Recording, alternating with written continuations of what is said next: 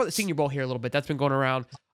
Saw a clip of Shamir DK catching a beautiful pass. I think it was from Milroe, I thought. Yeah, But Jalen it was, Milroe. okay, it was from Milroe because we got some other Yeah. takeaways from Milroe later on, so I was confused on that. But I do want to read this. Shout out to our guy, Nick Marcinko. Always does a fantastic job. Spoke with Cam Jackson.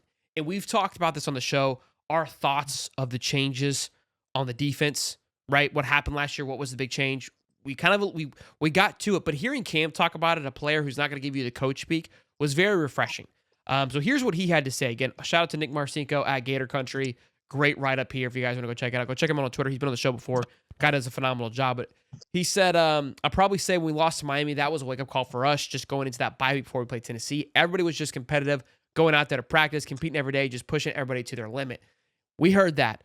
Here's what we did not know, which I loved hearing. Coach Chapman, obviously the defensive line coach, he had a little say-so in the defense. Coach Roberts, he came in as defensive coordinator and really let us go. Instead of doing a lot of stunts, he let us play ball, and I feel like that was good because that's what I like to do anyway. I just like to attack, Jackson said on Florida, simplifying the defense. That's really what it was. Just go play ball. They was calling the plays and was running it. It was basically we were playing backyard football again, just go. We just did our job, and we took care of business. Why this is so awesome to read and interesting, and why I keep bringing it back up, was because, and again, we go back to the show we had with Jarvis Moss and Stephen Harris.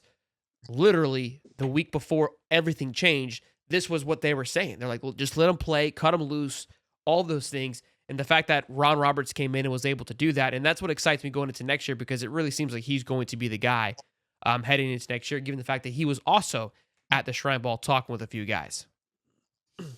Yeah, I wish they would have done that before the season started, but I mean, it's a good thing to hear, especially from a player, because like you said, it's uncut. It's not like coach speak. It's nothing that's like something, I guess, really like a setup answer to answer some questions, because those coaches, they have something that they're more prepared for these pressers because they know what questions they're going to be asked. These players don't even really know; they're just out there, and it's really good to hear that. Obviously, people have their opinions on Rod Roberts, so do I, but he is returning for a fact just because you're not changing DCs again. You're not changing coaches. You're sticking with the same guys. So that's going to really help out the defense next year. But I remember a lot of people, they weren't even excited when, and I'm not trying to change subject here, they weren't even excited when Will Harris got hired. And look what he's done for the DB room, and look how he's recruited. This show is, of course, brought to you by BetUS. And right now, when you use the code YouTube150 at BetUS.com, you get 150% back on your first deposit, then 125 on your next two. And with the football playoffs, college football championships and playoffs happening, and then March Madness right around the corner, there is not a better time right now than to sign up for BetUS.com and use that code to maximize your return. Check it out, BetUS.com. Use the code YouTube150. Now back to the show. Get after it. So I can't sit here and say that like any new hires like a Vinny Cincinnati isn't going to be great or anything, because it looks like the staff has done their homework when it comes to getting in decent or good assistants, and this is really good for the defense, is having a coach that has coached the defense, and then obviously let them play a little bit more and quit doing these stunts and everything else out there on the field. And you're going to get that same production next year. And you saw what that defense was doing the last 4 or 5 games of the season. Obviously, the Texas game, in Warner, you have a quarterback that can't throw. Your defense is going to get tired, and then, you're going to get pretty blown out in that scenario. But when it comes to, having decent quarterback play, an offense, and a defense that can go out there, and I think they racked up like almost nearly 20 sacks towards the end of the year.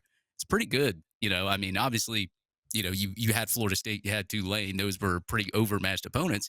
But you took it to LSU and Ole Miss, 2 teams that were in the top 25. One of them was in the top 10, and it looked like Florida's defense just didn't let up, even with the injuries. Because we got to remember, there was a ton of injuries towards the end of the year, and they were still able to hold an Ole Miss offense to 17 points, an LSU offense to under 20. I mean, it was really good to see, and hopefully you can continue that momentum into 2025.